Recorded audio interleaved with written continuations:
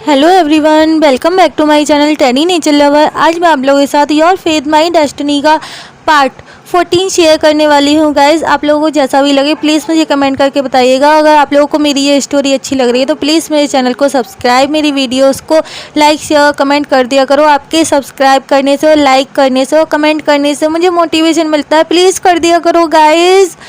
Last part में हमने देखा था वीयिंग को वांगजी बचा लेता है, लेकिन जिन गुनगायो भाग चुका था उसको सब लोग ढूंढ रहे थे। इसके बाद हमें दिखाया जाता है कि वीइंग मिसिंग था, उसकी कार का एक्सीडेंट हो गया था और सब जगह पुलिस ढूंढ रही थी वीइंग को पूरी सिटी में। लेकिन पूरे 2 दिन हो चुके थे, उसके बावजूद भी वीइंग किसी को भी नहीं मिल रहा था। एंड 2 दिन बाद प्रेजेंट में हमें दिखाया जाता है वांगजी के पास एक मैसेज आया है।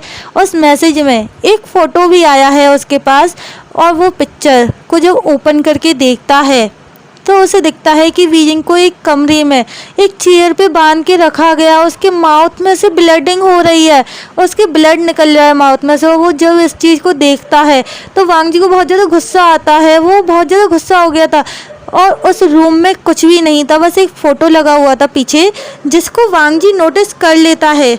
और वांगजी को समझ में आ जाता है कि ये फ़ोटो कहाँ पे लिया गया है। और वो बिना किसी से कुछ कहे, किसी से कुछ भी बिना कुछ कहे वो वहाँ के लिए सीधा निकल जाता है। और वांगजी इतनी जल्दबाजी में गया था कि वो अपनी गन भूल गया था। वांगजी को गन अलाउ हुई थी कि जब तक जिन गुनगायो नहीं मिलता आप गन रख सकते हो अपने पास अपनी सेफ्टी के लिए, लेकिन वो उस गन को भूल गया था घर में और वो ऐसे ही चला गया था वीइंग को लेने के लिए। उसको पता है कि वीइंग अब कहाँ है, अब वो जानता है कि वो कहाँ है। वो उस रूम को वो पहचानता है। और वो जैसे ही उस घर में पहुंचा, वो घर शहर से थोड़ा आउट एरिया में है और उस घर में बाहर की साइड से ताला लगा हुआ था, लॉक लगा हुआ था, और वो उस लॉक को तोड़ देता है वांगजी। लेकिन जैसे ही वो उस लॉक को तोड़कर अंदर जाता है तो उसकी सिर के ऊपर किसी ने गन टेक दी। और गन टेकने के बाद उसने कहा, अपने घुटनों पर अभी बैठ जाओ, अगर तुमने कुछ भी हरकत की तो ये बहुत बुरा होगा, हम तीनों ही मर जाएंगे। मैं इस बटन को दबा दूंगा और ये घर बम हो जाएगा। ऐसा सुनने के बाद वांगजी अपनी नीज पे बैठ जाता है और वो जिन गुनगायों की साइड देखते हुए कहता है, उसे छोड़ दो, उसने तुम्हारे साथ क्या किया है ऐसा गलत, बस उसने तुम्हें रिजेक्ट ही तो किया है, वो नहीं करना चाहता था तुमसे शादी, तुम उसे ऐसे परेशान क्यों कर रहे हो। तब जिन गुनगायो कहता है कि मैं उसे इस वजह से परेशान नहीं कर रहा हूँ कि उसने मुझे रिजेक्ट किया, मैं उसे इस वजह से परेशान कर रहा हूँ, उस वजह से टॉर्चर कर रहा हूँ कि वो तुम्हें लाइक करता है। वांगजी, लेन वांगजी, वो तुम्हें लाइक कैसे कर सकता है, तुम जानते हो ना। तब लेन वांगजी कहता है कि जिन गुनगायो, मैं तुम्हें लाइक नहीं करता हूँ।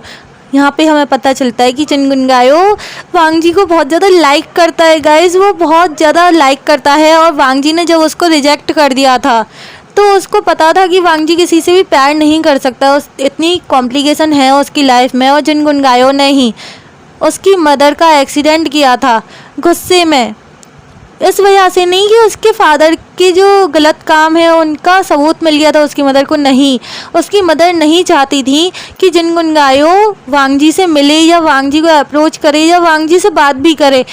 बट उसकी मदर की डेथ के बाद से वांगजी को जब पता चला, उसको ऐसा शक हुआ, डाउट हुआ कि हाँ, उसकी मदर की डेथ की वजह कहीं ना कहीं जिन गुनगायो है, तो वांगजी ने जिन गुनगायो से अपनी फ्रेंडशिप तोड़ दी थी। वो ऐसा पर्सन नहीं है कि मॉम डैड या बिजनेस की वजह से दुश्मनी है तो वो उस दुश्मनी को कॉलेज में भी सबके सामने दिखाता, वो ऐसा पर्सन नहीं था वांगजी। लेकिन उसे ऐसा पर्सन बनना पड़ा जब उसकी मदर की डेथ हो गई तब। और उसने जिन गुनगायों से बातें करना बंद कर दिया, उसकी तरफ देखना भी बंद कर दिया, जिसको वो बहुत ज़्यादा अच्छा इंसान समझता था। वो इंसान 1 साल में बहुत ज़्यादा बदल चुका था। उसने इतना ज़्यादा लॉस करवा दिया था उसके मदर की कंपनी का कि बहुत ज़्यादा।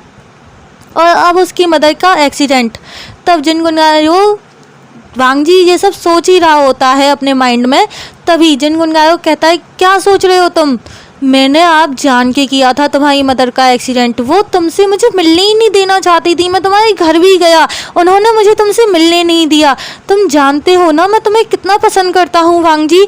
जिन गुनगायों की साइड वांग जी गुस्से में देखते हुए कहता है, तुम्हें कोई हक नहीं था मेरी मॉम के साथ ऐसा करने के लिए। तुमने जो किया है ना जिन गुनगायों, तुम बहुत बुरे इंसान हो। तुम इतना गिर सकते हो, मैं कभी सोच भी नहीं सकता कि मैं कभी नहीं सोच सकता था कि तुम इतना गिर जाओगे। तब जिन गुनगायों बहुत ही ज़्यादा स्माइल करते हुए कहता है, मैंने तुमसे तुम्हारा सब कुछ छीन लिया है। तुम सबसे ज़्यादा प्यार अपनी मदर से करते थे एंड उसके बाद अब तुम उस वीइंग से प्यार करते हो। तुम उससे कैसे प्यार कर सकते हो? ऐसा ना जिन गुनगायों बहुत ज़्यादा गुस्से में कह रहा होता है। तभी वांग जी मौके का फ़ायदा उठाता है और जिन गुनगायों को जब ध्यान नहीं था वांग जी की साइड, वो अपनी बातों को कह रहा था, तभी वांग जी उसके हाथ में से गन को छीन लेता है और उसके दूसरे हाथ में जो बटन लगा हुआ था बम का, उसको भी एक धक्का मार के गिरवा देता है उसके हाथ से और उसके सिर पर उस गन को पॉइंट करते हुए कहता है कि मुझे अभी के अभी वीइंग चाहिए। जिन गुनगायों कहता है कि नहीं, ऐसा नहीं होगा और वो अपने हाथ की तरफ देखता है तो उसके हाथ में वो बटन नहीं था, वो रिमोट कंट्रोल नहीं था जिससे कि वो बम ब्लास्ट हो। दूसरी साइड हमें दिखाया जाता है लेन सिचेन जब घर में देखते हैं कि वांग जी यहाँ पर नहीं है और वांग जी का फ़ोन वो घर में ही रह गया था। वांग जी गन भी घर में ही थी। लेन सिचेन ना चाहते हुए भी वांग जी के फ़ोन को चेक करते हैं और उन्हें दिखता है कि वीइंग को एक रूम में बंद करके रखा हुआ है। वो इस घर को पहचानते हैं, अच्छी तरह से पहचानते हैं वो इस घर को। इस घर में वो लोग नहीं गए हैं, पिछले 2 साल से वो इस घर में नहीं गए हैं, वो इन्हीं का घर है।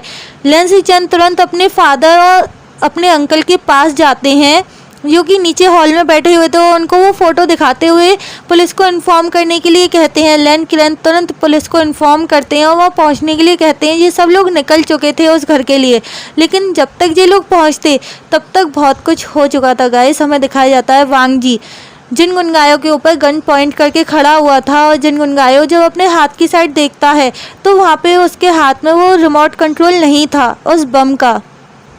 तब जिन गुनगायों ना चाहते हुए भी बहुत ज़्यादा अपनी बातों में लेने की कोशिश करता है वांग जी, लेकिन वांग जी उसकी बातों में नहीं आता है और वो कहता है कि मुझे अभी वीइंग के पास लेकर चलो।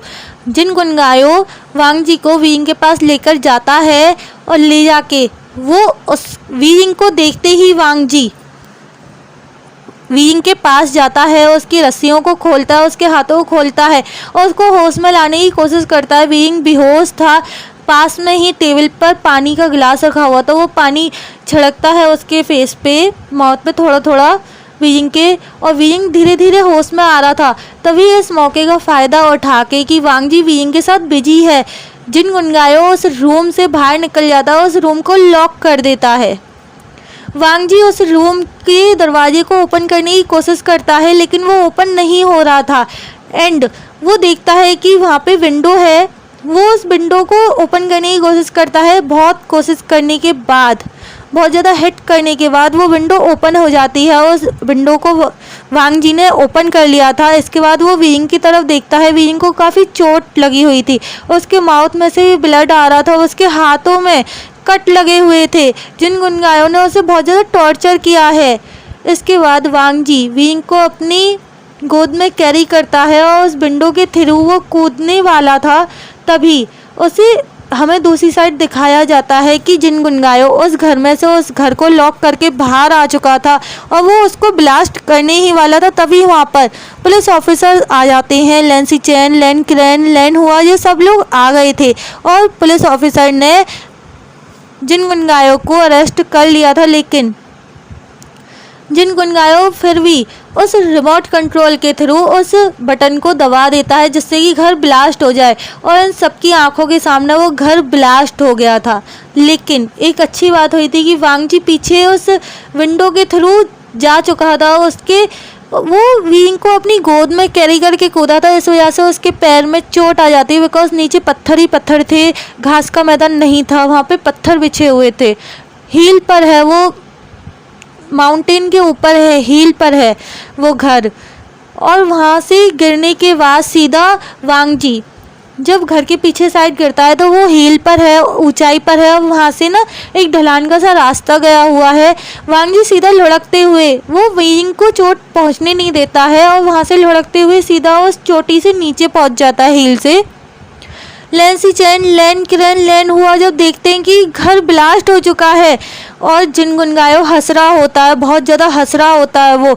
लैंसी चैन को इतना गुस्सा आ जाता है उसको ऐसे हंसते हुए देख के, और जैसे ही जिन गुनगायो कहता है ना कि लैन वांग जी और वीइंग अब तुम दोनों एक साथ रह सकते हो, और ऐसा सुनते ही लैंसी चैन को इतना ज़्यादा गुस्सा आया कि उसने लैंसी चैन ने गन निकाली अपनी और जिन गुनगायों को शूट कर दिया पुलिस वालों के सामने ही, पुलिस ऑफिसर के सामने। पुलिस ऑफिसर कैसे भी करके लैंसी चैन को शांत करते हैं एंड लैंसी चैन की मारी हुई गोली जिन गुनगायों के हैंड में लगी थी, शोल्डर में, और वो नीचे गिर गया था। पुलिस ऑफिसर्स उसको उठा के ले जाते हैं वहाँ से एंड लैन किरण एंड लैन हुआ लैंसी चैन को शांत करने की कोशिश करते हैं। उनको भी बहुत ज़्यादा रोना आ रहा था, वो लोग रो रहे थे। तभी वो पुलिस ऑफिसर जो कि शांत कर रहा था लैंसी चैन को, वो और ज़्यादा पुलिस फोर्स को बुलाता है और ढूंढने के लिए कह देता है लैन वांग जी एंड लैंसी चैन वो वीइंग को और लैन वांग जी को उस घर में से निकालने के लिए कह देता है। अब हमें दिखाया जाता है 2 दिन स्किप होके पुलिस ऑफिसर्स आते हैं, लैन मैंसन आते हैं और वो कहते हैं कि हमें उस घर में एक भी डेड बॉडी नहीं मिली है।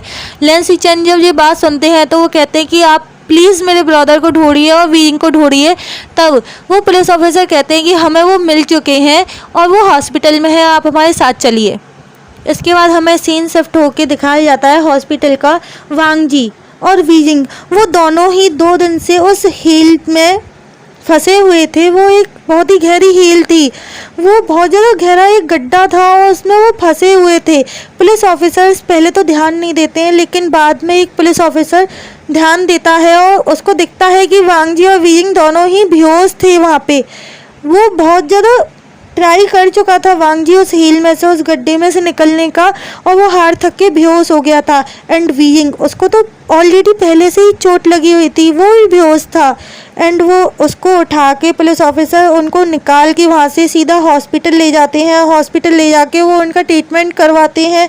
एंड इसके बाद नी मिंजू को दिखाया जाता है। नी मिंजू हॉस्पिटल में ही थे, लैंसी चैन भी आ जाते हैं और वहीं पे जियान याली भी आ चुकी थी। और जियान याली को देखते ही लैंसी चैन को बहुत ज़्यादा गुस्सा आता है। वो कहता है कि तुम्हारी फैमिली की वजह से, तुम्हारे इन लॉज की वजह से आज मेरे ब्रदर का और वीइंग का ये हाल है।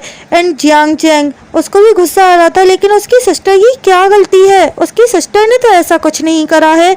तभी वहाँ पे जिन जिसन को देखकर जियांग चैंग बहुत ज़्यादा गुस्सा हो जाता है और वो कहता है कि तुम्हें यहाँ आने की परमिशन किसने दी, जाओ यहाँ से। ये सब लोग रो रहे होते हैं वांग जी एंड वीइंग के लिए। लैन हुआ जैसे तैसे अपने आंसुओं को कंट्रोल करते हैं और कहते हैं इन लोगों से प्लीज़ तुम सब शांत हो जाओ, उन दोनों को सही तो हो जाने दो, उसके बाद लड़ाई कर लेना, लेकिन अभी शांत हो जाओ। इतना सुन के ये लैंसी चैन एंड जियांग चैंग शांत हो जाते हैं और वो जाके लैन हुआ के पास बैठ जाते हैं अपनी अपनी जगह पे।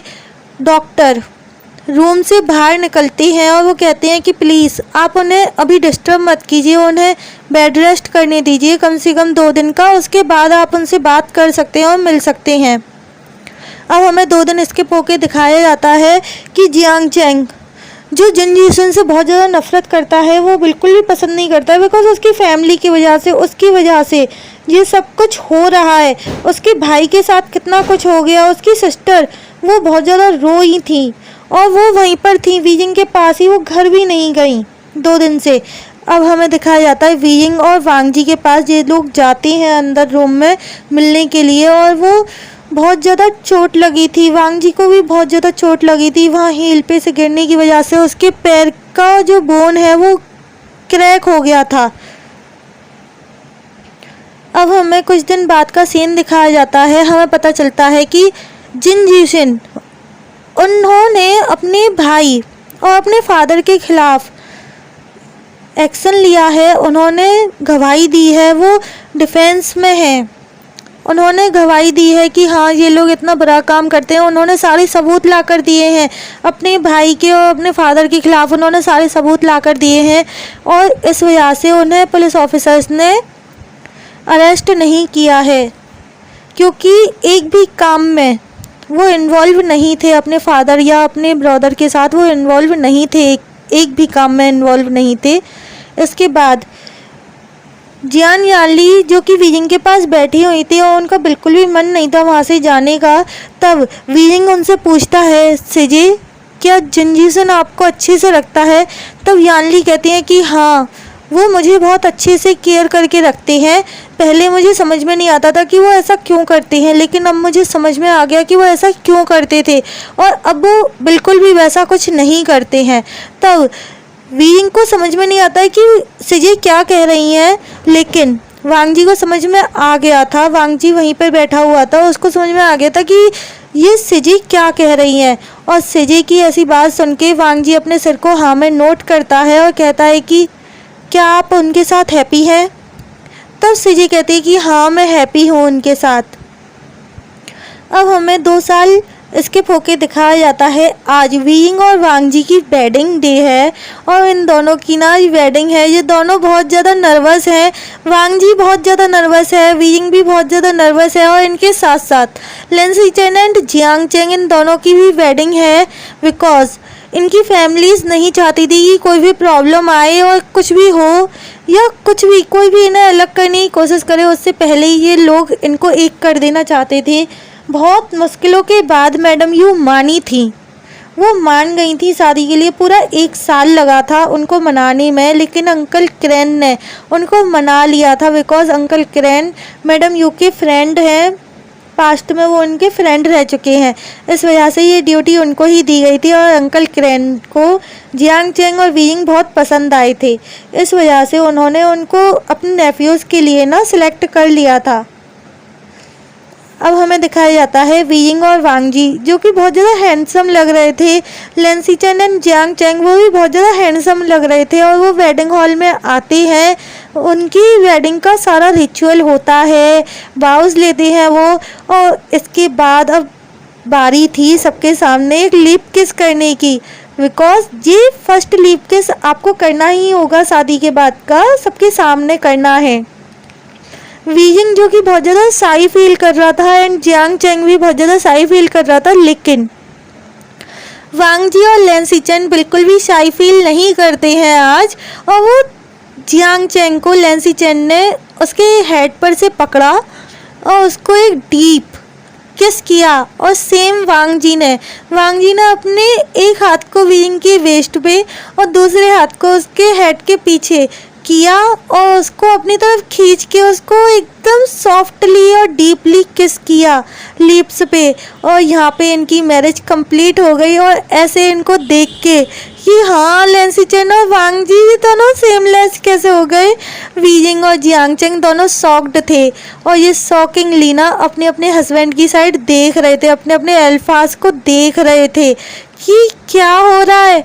ये लोग ऐसे कभी भी पब्लिकली नहीं करते हैं, ऐसे किस हमें किस क्या ये तो हमें टच भी नहीं करते हैं publicly. And uncle crane and लैन हुआ और जियान फेनमियांग और यानली ये लोग इनको ऐसे देख के स्माइल कर रहे होते हैं। तभी लिन सिचेन और वांग जी ये लोग इन लोगों से आशीर्वाद लेने की बजाय, अपने बड़ों से आशीर्वाद लेने की बजाय वीइंग को और जियांग चेंग को अपनी अपनी गोद में उठाते हैं और अपनी अपनी कार में वहाँ से लेकर चले जाते हैं। और लेकर के इन्होंने एक बहुत ही सुंदर सा ना घर खरीदा था इन दोनों के लिए मिलके। वो उस घर में इनको लेकर आते हैं और लेके आके ना बहुत ज़्यादा अपने रूम में ले गए थे और बहुत ज़्यादा प्यार करने लगते हैं, डेस्परेटली किस करने लगते हैं दोनों ही अपने अपने ओमेगास को। हेलो एवरीवन, इसका एक लास्ट पार्ट और बनेगा, कल जो पार्ट आएगा वो लास्ट पार्ट होगा। आप लोगों को जैसा भी लगा है ये फैन फिक्शन प्लीज़ मुझे कमेंट करके बताइएगा। आज के पार्ट को मैं यहीं पे कंप्लीट कर रही हूँ। So tata bye bye, take care.